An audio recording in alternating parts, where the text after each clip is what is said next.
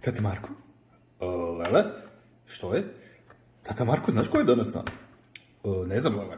Tata Marko, danas je dan da se ide u školu. Ne. Tata, idemo u školu. Lea sve zna, tata ništa ne zna. Mrzim školu. Tata, idemo u školu, bit će dobro, učiteljica je dobra. Idemo. Dobro, idemo. Vuci me. Dobar dan, evo meni moji đaka. Ja ću ležat malo. Tata, digni se, nije to pristojno. Dobar dan, učiteljice. Tata Marko, ustanite. Dobro. Dobar dan, učiteljice, ustao sam se, ali teško. Joj, danas je neki jako hladni dan. Jeste se smrzli vani? Ja se nisam smrznula, zato jer sam se toplo obukla, zato jer sam znala kako se treba odbući. A tata Marko, on svugdje gol hoda, on će se cijeli smrznut. Sad si tipala, haha. Pa, ja se neću smrznut, zato jer sam ja tata Marko i meni ne treba ništa, sad ovako kako hodam svugdje. Tako da, ja se nisam smrznula, malo mi je bilo hladno za ruke, ali to je to. Dobro, idemo sad nešto raditi. U ovaj hladni dan, što bi mi mogli raditi? Ajmo neko domaćinstvo. Može, Jeste za učiteljice, to? može. Idemo naučiti raditi neki kolačić jednostavni. Može. Ja znam jest kolačiće. Da, tata Marko zna jesti. A Lea, jel zna ona neke palačinke recimo napraviti za tatu Marka?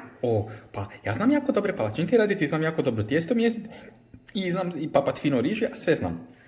Onda ćemo ovako se dogovoriti. Što bismo stavili, uzmemo jednu plastičnu posudu i stavimo unutra šta? Možemo 2 jaja, mlijeko, malo soli i šećera. I malo brašna. I brašno. I onda umutimo sa kuhačom tijesto, onako kao vrhnje recimo.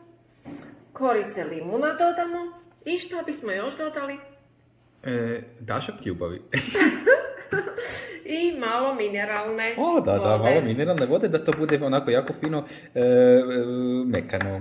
I onda pitamo mamu da nam da jednu tavu prikladnu za palačinke i pečemo. Ja bi sad jeo palačinke, vi pričate o kuhanju, ja sam jako gladan. Možemo se dogovoriti.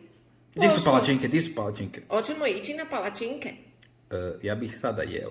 Pa sada lijepo izađemo iz razreda, vani malo pada snježić i idemo kupiti palačinke. Jeste li za djecu? Ja jesam za palačinke, ali prije toga bih htjela pitat nešto učiteljicu, prije nego što odemo na palačinke. Reci, Lea. Pa, učiteljice, jel istina da se tata Marko mora malo više prat? On je stalno u jednom te istom. Stalno nosi crvenu kapu i plavo to i ove rukavice više nisu ni bijele, skroz su crne. Tu crno. Smrdi. Recite mu da se mora malo više prati. Ja mu pokušam reći, Lele, ja se ne moram prati. I on meni tako kaže, a njemu kaže, tata, moraš se oprati. Higijena je jako važna. Zato imamo, danas je to bar lagano, imamo veš mašine, unutra sve potrpamo i za čas se opere. Ali, učiteljice, ja se bojim vodice. Vodica će me smočiti i izgubit ću boju cijelu. I šta ću onda? Zato veš mašina pere. A kako ću ja staviti u veš mašinu? Ja ću se utopiti unutra, ne mogu ja. Skinuti morate za sebe sve skinuti šta imate i potrpati u veš mašinu. Samo paziti na boje. Bijelo rublje peremo na jednoj temperaturi, jel tako, Lele? A šareno na... Ja nisam Lele, ja sam umjetnica. Dobro, pardon, umjetnica mlada. Umjetnica. Dobro, znači, s obzirom da ne mogu skinuti ništa sa sebe jer se nekako sve slijepilo već od prljavštine, onda se ne moram prat, ali može me Slonko to oprat. To ćemo u idućoj epizodi da me Slonko opere. Može. Sada na palačinke idemo. Može. Idemo. Može, učiteljice, idemo. Idemo svi, ajde, Lele.